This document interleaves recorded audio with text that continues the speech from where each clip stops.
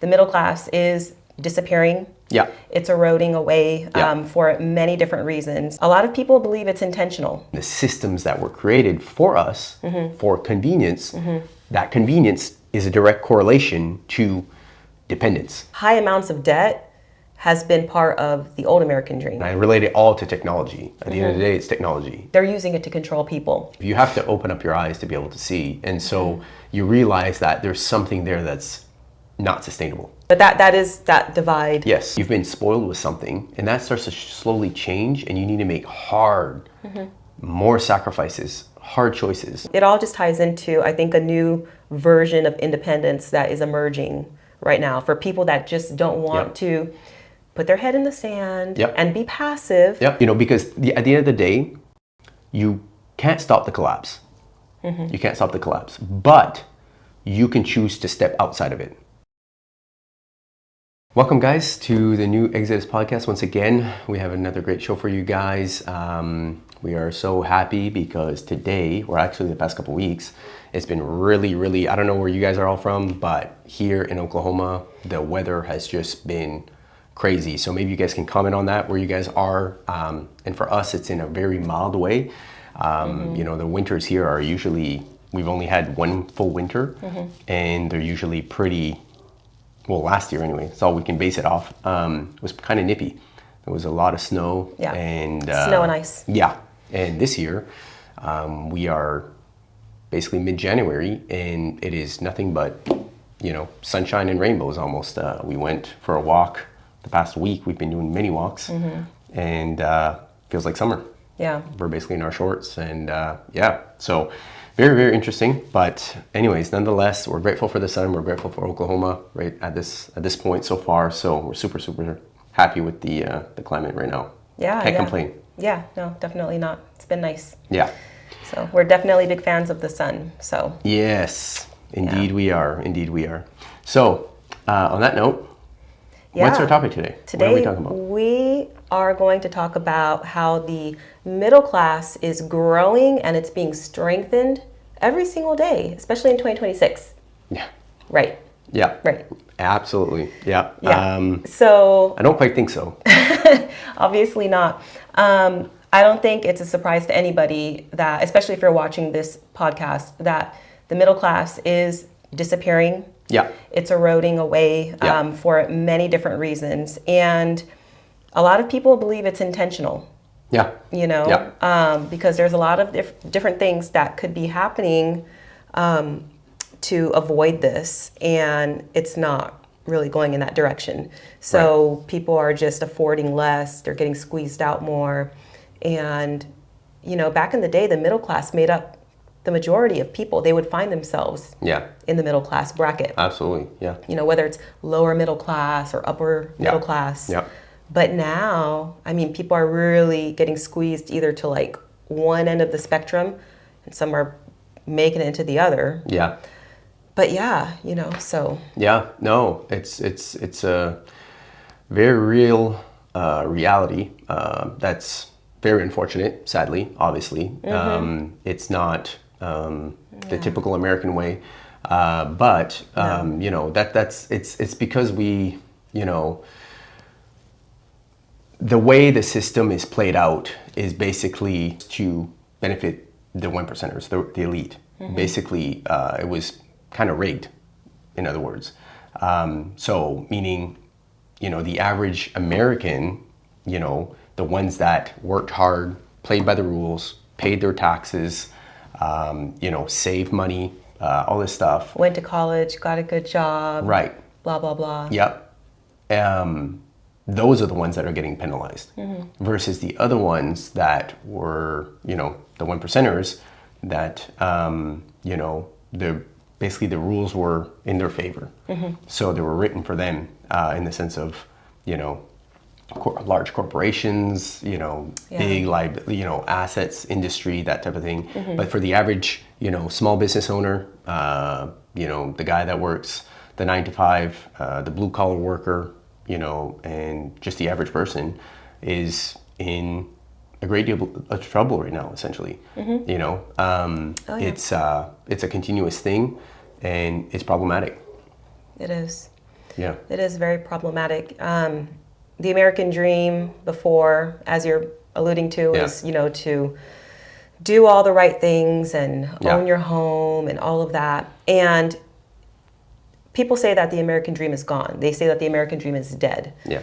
And really, it's like we have to think of like the new American dream. Yeah. I think a lot of people need to think about that. Yeah. Because if you don't want to find yourself just kind of in this conundrum that, you're considered middle class and you're holding on to dear life to try and stay in middle class or even move up in life. Fight to survive. Yeah, you have to make changes. Yeah. Because there's a new American dream. Yeah. And before it was about the bigger mortgage, the better car, all of that. And now, for a lot of people, it's about having fewer bills, having more control over their life, and having the ability to breathe. Yeah, absolutely. Okay? Because if you have fewer bills, more control of your life, the ability to breathe, that's... Gives you a sense of freedom. Yes. Yeah. People are feeling choked up. They are. And America, people come to America for freedom. Yes. Freedom's just looking different these days. Absolutely. It's really changing. Yeah, absolutely. It's like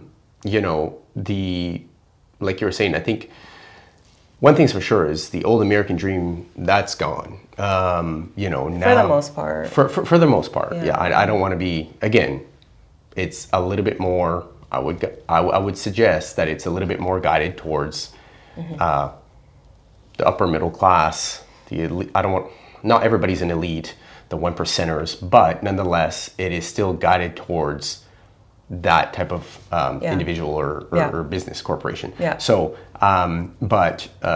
given just the everything that's been going on, the wages have not kept up with inflation.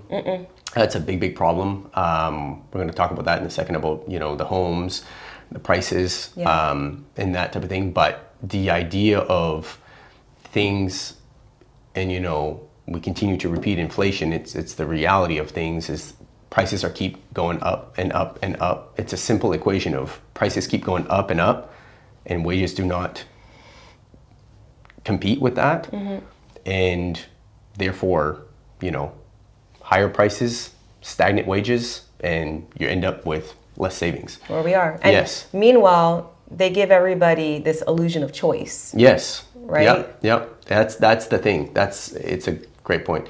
The illusion of choice, but... It's like that movie. What's that movie called? Oh, man. The slavery movie? Don't know which one you're referring to. The slavery movie. There's the slaves. It's a modern movie. It just came out recently. We'll think of the title. Now you got me and thinking. We'll share it. Yeah, it's But besides the title, we'll try and think all the of it. characters. I just don't know the name of it. We'll try and think of the title. But besides that, we'll put it down in the show notes. But besides that, the concept of that movie is all about the illusion of choice. Yes. Right? So, and that exists in today's society. Yeah. And another good point too is kind of like the thing that comes to mind is the idea that people, talking back about wages versus inflation and prices going up. Back in the day, people were able to make the choice to live modestly and still be able to save. Today, that's just not the case. Yeah. Today, it's, living, basically paycheck by paycheck. And it's the idea of if I want to choose to live modestly so that I can save money, that doesn't go very far anymore. No, I think you have to make extreme sacrifices now. You need to continue to downsize and downsize. And then at some point, where is enough? Yeah. And again, these are extreme sacrifices because these are things that people didn't have to do before. Correct. They just need to sacrifice a little bit and budget and then you could save. Yeah. And now it's like, well, should I just not eat on Tuesdays? Right. I mean, it's like... Yeah. And I mean, I've got some statistics here, basically it's kind of like the war on savings is kind of how we address it, how they made debt a survival mechanism just to be able to move forward. You can't survive without debt. So you want a house, you have to go in debt. You want a car, here, put your down payment. Here's a high interest rate. So they made an economy Right. that's based on debt and credit. That's the baseline of the matter. And like, for example, I have an article here that I read. There's some statistics. It was the National Association of Realtors, which is, legitimate. These are all, legitimate facts here. The average age of the first-time homeowner back in the 1990s was 28 years old. Yeah. Okay, was 28 years old. Now in 2026, or 2025 to 2026, is 38 to 40. So that's a 10-year gap. Yeah. So if you think about it, just in a matter of a couple decades. Yeah. That's midlife for a lot of people consider Right, that midlife. right. Back in the day, I heard stories, I have stories of family members and, uncles and this and that. Like most people, they got married. Of course, they got married younger. Doesn't mean you need to have a family and 3 kids by the age of 18. No. But a lot of people by the age of 22, 25, mid-20s, they would already own their home. It wasn't, as difficult to be able to just keep up a job, and the banks now require, 2 years of consistent income and yada, yada, yada. P-test. Yeah, well, yeah, it's getting there. We joke about stuff like that. Yeah, we because do. If you know about dealing with the banks, it's If you know, you know. It's problematic and it's stressful, and it's like applying to work for the CIA. Yeah, almost. and it wasn't like that before. No. It wasn't like that before. So, anyways, but that's the thing. So people were able to afford these homes, and now it's just, once again, it's just not the case, and people are just struggling. And the idea is like, where's the end game here? What's the next step? Like, how many? We're living basically on a subscription-based economy, basically, culture, if you will. Meaning like everything is a subscription, everything is all these things. And so to me, it's... You own less. Correct. So that, like, even these statistics, like, for example, so what is that going to mean? So basically, are we going to look at 2030 and then the average first-time home buyer is going to be 50? Like, to what end? It's just a sad reality. And again, we can touch on interest rates a little bit. What do I mean by that is basically, I don't think, here's the thing that I keep hearing, is that it's interest rates. That's the problem. Yes, I don't fully agree with that. If we really look at history, an average interest rate is above 5%, 5 to 9 on average. Yeah. Back in the 90s, it was 7 to 9, I think, on average. So interest rates are not the problem. It's the prices. It's the prices. 7% on a $100,000 home or $120,000 home is not the same thing as 7% today, or 6 point some odd percent on 400,000 or 500,000. That is dramatically different. So, completely. So that's why it's not, people look at the interest rates and they keep saying about the interest rates, and I'm like, the interest rates are average, they're normal. It's the prices that keep going up. It's that inflation, everything. I mean, we're talking about pretty much homes right now, home ownership, but you can relate it to food and everything else that you can imagine. But really, it's really the prices, not really the interest rates. Yeah. So anyways, just another strong point on that. Yeah, definitely. Yeah. And, ultimately they want people to be in debt. Yes. They want people to be in debt. They Yep. want to make debt, even though I was just making that joke about the bank, but trust me, everybody wants you in debt. They want you to have loans. They want you to buy now, pay later. They want you to get the extra credit cards. They want you to have all these things to live beyond your means, because that's how they can control you. Yes. And that's what this is all about. Yeah. They want to control people. Yeah. It's the you'll own nothing culture type of deal, right? It's the idea of and that ties in directly into CBDCs, to the point of the more control they want, the more CBDs becomes a risk, because when that comes in line with things, the central bank digital currencies, that's going to be massive control, no more privacy, controlling every purchase you make, carbon credits, you name it. It's endless. So I feel that it's a massive problem in our culture, and we need to be able to find alternative ways of living, of making different choices, of find like-minded people, community, all these things. But at the end of the day, that's really what they're trying to do. Is there's going to be like, we can say like a great divide, basically meaning from ownership to dependence, if you will, in that sense of like the people, like, you keep hearing the haves and the have-nots. Well, that's exactly what's going to happen eventually, is the idea that more and more people, the ones that do own what they have now and they can hold on to it, or the ones that can actually purchase the things that they need, and the ones that won't. And that divide's going to get bigger and bigger over time. So, and we've just basically we've traded freedom and independence for convenience. The big C word. Yeah. Well, not the big C word. Yeah. We all know what that is probably by now. But Oh, yeah. but the other C word. You may convenience. keep that one hush hush. Yeah. Yeah. But definitely. Convenience. And how many times do I hunker down on that? The convenience. Like everything they're trying to, like, things are more and more convenient. Like a lot of people do the grocery shopping thing.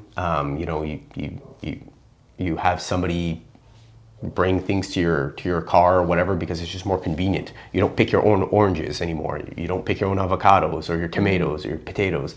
You have somebody else deliver it to you. And it's like, when you get hooked into those systems, one thing after another, I don't even have to leave my car. And so I relate it all to technology. At the end of the day, it's technology.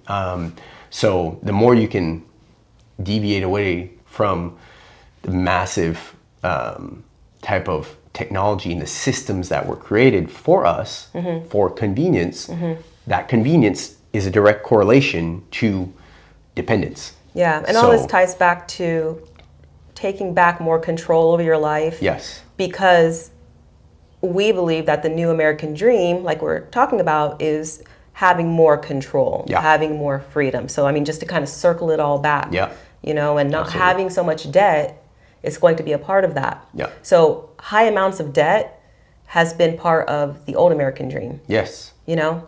And now the more you can get away from that, you're just going to have more freedom. Well, the system was created on credit and debt. That's how the whole system runs, right? That's how it runs. But we need to be wise and discerning going forward that debt with these massive amounts of such inflated prices on everything. Yeah, it's just that a lot of it's a trap. Controls us. A lot of it's a trap now, because debt is obviously, arguably, an excellent tool to leverage, to do good things in life and get things and all this stuff. Yeah. But nowadays, more and more, they're using it to control people. Yeah. Okay, so even if you're like, well, I'm going to get a house, I'm going to get debt. Because I can't pay cash for it, so let me get debt. Yeah. And I can afford the payments. I see so many people saying, well, I can afford these payments, so it's an investment, blah, blah, blah. And it is. And that's great that you can afford the payments. Yeah. But what people a lot of times are not calculating, and what we are seeing extreme increases in now, are insurance costs. Because insurance costs are going up dramatically. So remember, with the house example, if you're financing a home, okay, you don't own it, the bank owns it. And they're required insurance. And they're requiring that you have homeowners insurance. And then there's also the property taxes that, for a lot of places, that keep going up. And a lot of people like to live near these big cities, and these big cities are jacking up the property taxes too. Yeah. So all of that, and then of course the utility bills are going up. So anyways, people are finding natural disasters, which increases insurance rates. If you live in places like, Florida or whatever the case may be. Yeah, some of the high risk zones that they'll consider. Yeah. But so even if you can afford these payments, the way that things have been going lately, people are finding themselves more and more in the predicament that they can no longer afford the payments, because the cost of living overall in every direction, you're just getting hit in every single direction, everything just keeps going up. Yeah. So you have to be really careful with debt. If you're going to take debt on today, it's not it's not as simple No. as it was before. It's Yeah. trickier now because there's other variables that you're going to have to be keeping in mind. Yeah. And it's always been like that, Yeah. but things are changing. Yeah. It reminds me back in my first mortgage in 2012, I think it was. I had 1.9% interest rate. I still remember that. I had a broker that was looking for me and was really hunting. And yeah, I mean, I nailed it. And the people that, capitalized during that time, great. But it just reminds me of that. And even that was a 30-year fixed. But also I had commercial loans on investment properties. And that's where I learned through direct experience in the school of hard knocks that I had one time, I think it was in 2016, I think it was, I had a 5-year variable rate or a 5-year arm. I had a 5-year arm and obviously on a amortized 25-year mortgage, but a 5-year arm, which was my first time because commercial loans, that's how they operate. And the interest rate just switched up on me. I still remember the first the first 5 years were good. And then when the banker called me, I still remember it was at the end of the year in December, we had a conversation and he was saying, oh, they look good. You're going to probably save like 0.75 or something like that. So my interest rate was like 3.99. He's like, you're looking at like 3.25. I'm like, oh, that's fantastic. Obviously more money in my pocket, but come to find out 2-3 weeks later, I was like, okay, so I was busy at the time. It was New Year's, all this stuff was happening. I said, I'll talk to you in the new year. I'm going to pick. You had the option of kind of picking and choosing what do you want to lock in. Anyway, so I was like, okay, I'll wait. I waited 3 weeks after the fact, and I think I'd have to go back. I know it jumped. Instead of going down, I thought it was going to save from that 3.99. I went to like 4. What year was that? 3.7 or something like that, or maybe more. That was in Around 2016, I would guess. So I remember. Around, I give or take remember a when year. that was happening. Yeah. And now on a large commercial loan, that made a big difference in my payments. Yeah. And so, so it just goes to show how things are risky. And I learned it there directly. Now this is an investment property. I had obviously tenants. It's a business, right? So I had tenants paying it down for me, but I had some wiggle room, but it's less money in my pocket, and it made a big difference. So, but that's just on a commercial property. That's on an investment property. Sorry. If we're talking about home ownership, when you're paying debt, then that's a different story, right? If you get an ARM and a 5-year variable rate mortgage every 5 years for the course of that 25 or 30-year mortgage, that you're running the risk. If you're used to that 2% payment and you're making all your budgets and all your calculations according to that, and you're living according to those standards or those means, and then that jumps up to 5.75, you're in for... Well, that's how a lot of people lost their homes, before. I remember I was working for the welfare department back in 2008, 9, 10, 11, so on. And right after the crisis. And everybody was, like a lot of people were coming in and everybody was losing home. Yeah. And these are people that are not, they were first-time welfare recipients. Okay, these are not people that have been, on welfare, previously. Not dependent on the system. No. These are new people these that are people once were in a good position, now are defaulting to... because of, the risky debt that they did take on. Yeah. But all that to say,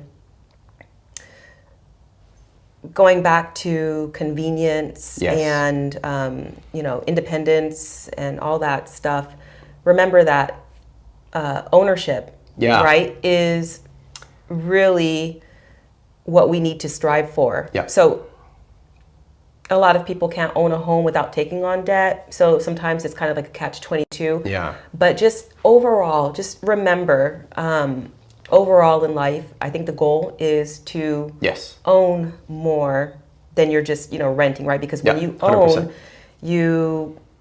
you have more independence. Control. Okay? Yeah, you have control, you have independence. So if you own your home outright, Yeah.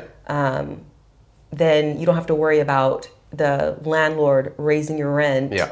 Okay. Or Another example is insurance. yeah, Right there, I can pick and choose. if you want insurance or not. Yeah. I have the freedom. Yeah. Right there, that gives me more control. If Yeah. I'm like, oh, you know what, insurance rates are going up. Well, I'm not saying it's wise to not take insurance. No, but you can choose to but you can self-insure. choose. You can say, Yeah, you know there's what, different instead ways. of putting $200 or $300 a month to this company Yep. and hope that they pay the claim if I have to do a claim, and let's Yeah. hope not. And those can become really messy sometimes, yeah, depending on you the just- documents and how they're written and the fine print. And so, Yeah, and most insurance companies don't want to pay out, these big companies. Yep. Okay, Yep. We've talked to we a all know how that manager. is. Yeah, we talked to a general manager a couple of years ago from an insurance company in Texas, and they were on shaky ground. They were on really shaky ground. Yeah, and a lot of them, they're Yeah. the whole insurance company industry situation is just a mess right now. Yeah. And anyways, I don't know Yep. where I was going with that, but I think of just ownership. At the end of the day, we're Yeah. trying to drive the point home that ownership is key. And if that's oh, going to the be self-insure.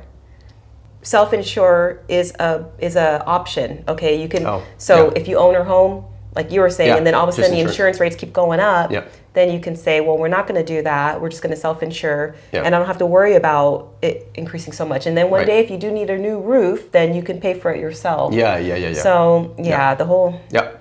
So at the end of the day, it's what we foresee is kind of like that great divide. That's what I'm saying is ownership versus dependence. So we're trading that for the convenience. And so, and a lot of it's affordability based, but that's kind of what we're standing in. That's what we're foreseeing in the future. And again, this is just our own opinion, but I definitely see the trend of more and more people are going to own less and less, and that's where I'm seeing that there's going to be this divide, Yeah. and brings us to kind of our thoughts and convictions of like a new exodus, a new exodus of people exiting the traditional system of credit and debt and it's hard to say the word bondage. the traditional ways of operating within the American society. Right, correct, 100%. And so you're going to have to pick and choose kind of really wisely how you navigate life based on your everyday expenses and finances, decisions. Where you live. Yeah, where you live, what you do, when you do it. You know, maybe you're used to going, you know, for a vacation annually, and it costs you $5,000-$6,000. I bet you that vacation now, $5,000-$6,000, 4 or 5 years ago, is probably like $6,000, $7,000, $8,000 now. And you may have to pick and choose. Oh, we only have to do it every other year because we can't afford it every year. So there's stuff like that. So, anyways, the point is that more and more we're focused on people to go towards the way of dependence, to go towards ownership, to own your things, to own your homes, to try as best as you can to be able to get out of a rental situation. Yeah. We do foresee it as a problem. That's why, you know, they're trying, and we're trying to express the fact that they're trying to erase the middle class. And we're trying to not only expose that, but give solutions. We're trying to bring it to the light, to the surface, so people can realize, but also to provide solutions to say, hey, this is what we foresee happening. Yeah. And this is our ways, you know, because at the end of the day, you can't stop the collapse. You can't stop the collapse, but you can choose to step outside of it. Yeah. That's the key. Yeah. Things are going to happen. Okay. So it's like a full blown train that's coming, whatever fast trains go, whatever, how fast. So the train is coming. You're not stopping it, not you and your little army. But what you can do is say, okay, I foresee the train. I'm on the train tracks, which is the worst case scenario. I need to pivot. Yeah. I need to get out of here, right? Yeah. So that's kind of like the idea here is gain ownership, Yeah. be more independent, get rid of debt as much as possible, find, and then we can talk about solutions. You know, some of those, I don't know if you wanted to mention them, a few ones that come up top of my mind is the idea, what can we do about it, right? Well, the small things that lead to big things are, in this most simplistic way, are building community, finding new skills, of course, getting rid of the debt, but finding new skills, building community, those are the two that come to mind right now. Relocation, that's another one. Depending on where you are. And that's going to have to be an honest assessment that everyone's going to have to, everybody do comes for themselves. Because everybody comes from a different area. The person from California is going to have a different mindset from the person that grew up in upstate Ohio. Versus New York versus 100%. Everybody's Iowa versus anywhere. Context is different. Context is different and variables are different. Yes. Because some people cannot maybe relocate for, there's a lot of different reasons. Oh yeah. It just... Maybe that's not the first choice, but there's other things you can do. And so it's just looking at these different things, about 100%. Skills to learn, community, relocation, thinking about how can I start to grow some food or get in connection with some small farmers. Some people think like, oh my gosh, like this is archaic, this is crazy, what are you talking about? We've only been this modernized and depending on these types of systems and have been this disconnected from these old traditional ways for not too very long. A couple hundred years, I think. Just a couple of generations, really. I mean, and we think of thousands of years. This is not from like the caveman days. I mean, this is literally like you could talk to your great grandparents and they're going to be able to validate these points. So these are very important things. And it all just ties into, I think, a new version of independence that is emerging right now for people that just don't want to put their head in the sand and be passive because you can do that and it makes life look and feel pretty. But then you're going to wake up and you're going to potentially find yourself in a situation that you don't want to be in. Maybe some people want to be in that situation, but if you don't want to be in that situation, we can't be passive. Passive is the key word there. Letting, especially understanding that it's there. It's like seeing the problem and the writing on the wall. And you're like, I'm not going to do anything about it. I think I'm just going to act as if I didn't hear that. Sometimes it makes you feel good. I get it. Because life is stressful. And sometimes you think like, how am I going to deal with that too? And I'm just going to look, there's something else I'm going to just kind of divert my attention to. But let's follow the butterfly. But absolutely.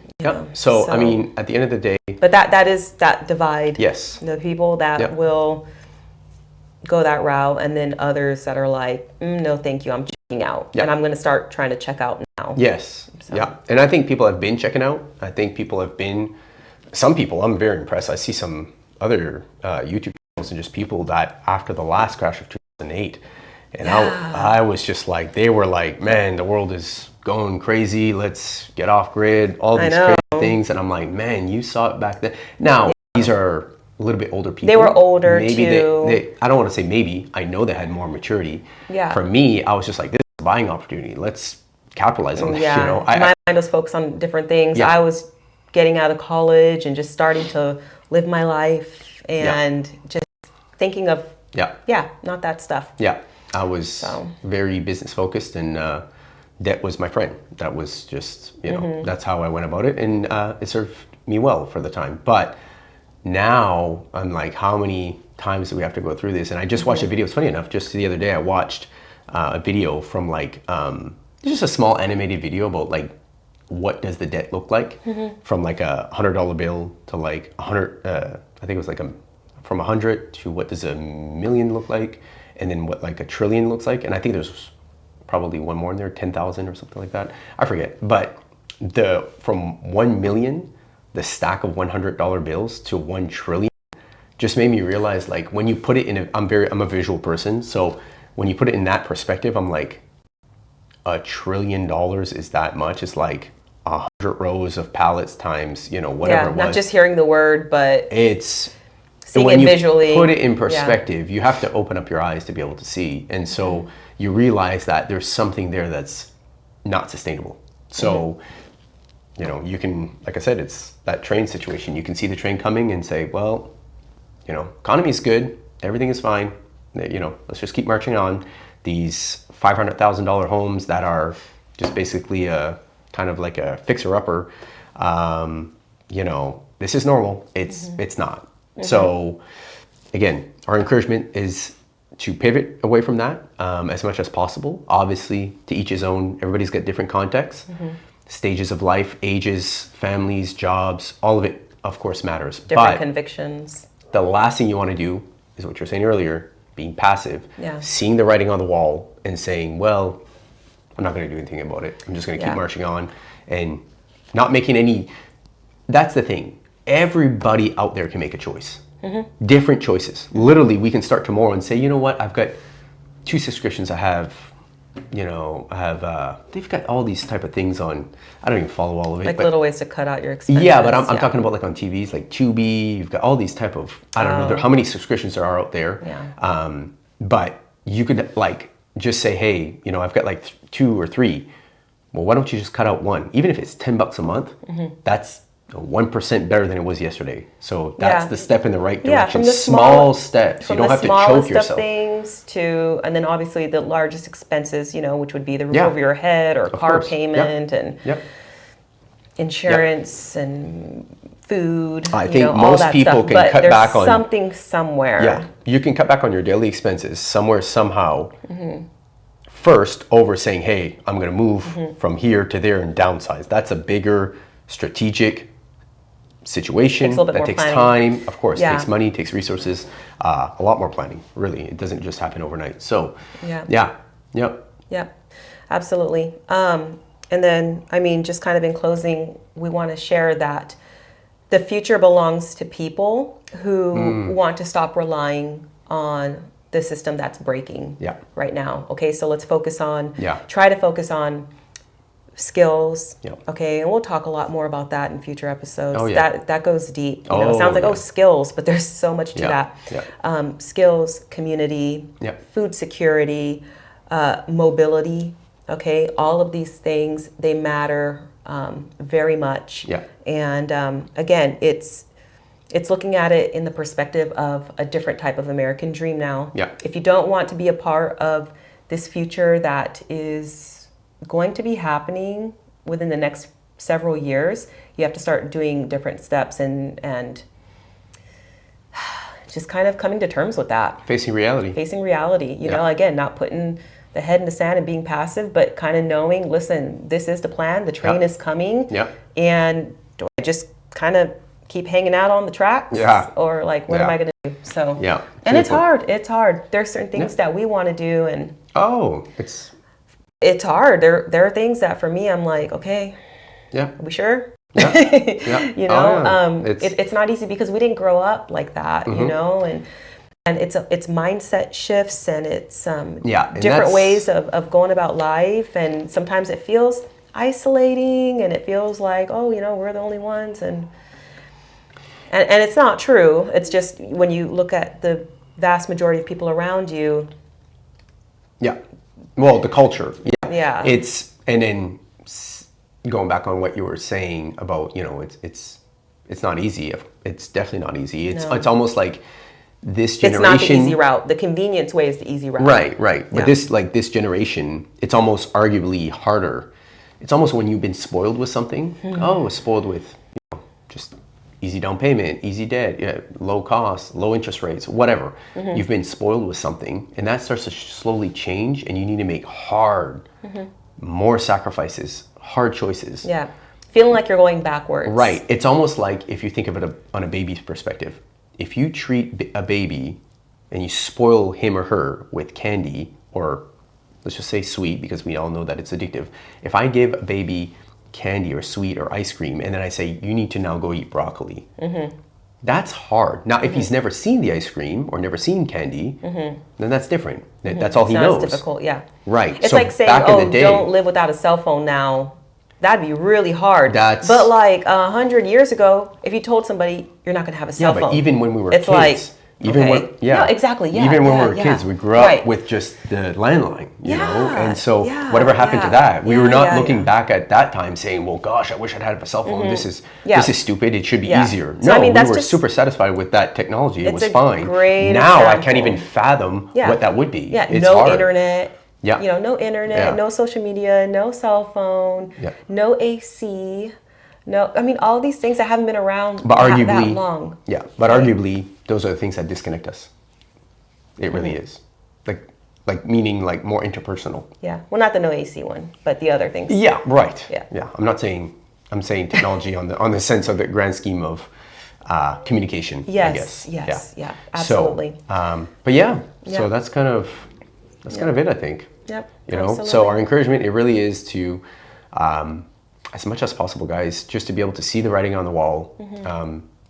Again, we really feel that the system was rigged, so we really need to find alternative solutions, people, skills, a different way. It all starts with a way of thinking. Mindset. Yeah, so you need to be able to realize first and then execute, right? So, but yeah, so that's our encouragement, to really just think outside the box, look at what's really happening, you know, and really think twice about the decisions that you're making, how you're spending your money, who you're surrounding yourself with, yeah, just aim for better. Aim for better. Yeah. So leave your comments down below. Absolutely. What do you think? Yeah. What are some things that you think you want to work on this year in 2026? Yes. If you have some goals for yourself, or there's some changes that you want to make. Yep. Also, if you think of some other important points that weren't touched on here in this episode, share down below as well. We really love reading through the comments and seeing your guys' feedback. I was just going to say, that's super cool. Like, I've seen a lot of comments, and they're very encouraging. A lot of them, thank you guys for all the compliments out there. Really, really we're very grateful that you guys have joined the show. So thank you so much. At the end of the day, this is really, it kind of, when I read something that's, you know, speaks to me, and that like I planted a seed somewhere, or somebody, you know, just joined the channel and they just loved the conversation. Maybe they already had the knowledge. You don't have to, we may not know any better than the average person, but the fact that they can relate to somebody, that was super cool. And so there's so much out there, but at the end of the day, for me, it's super overwhelming when I see the comments, and it's so cool. So I'm interacting with people. So for me, definitely leave those comments down below. I want to hear from you guys just on every aspect, what your situations are. Sometimes it's testimonies. It's really, really cool. I read some testimonies like, hey, I've been there, I've done this. You know, I went off grid. I'm off grid I did now. that. We were in debt 20 years ago. Like, that's, to me, I'm just like, that's what I want to hear. The American, you know, drive. And so that's super cool. So nonetheless, please leave your comments down below. We'd love to hear from you guys. Always love to hear any good comments, obviously. And until then, I guess so we'll see you guys on the next one. We'll see you on the next one. Thank you so much. All right. Take care, friends. Bye-bye. Bye.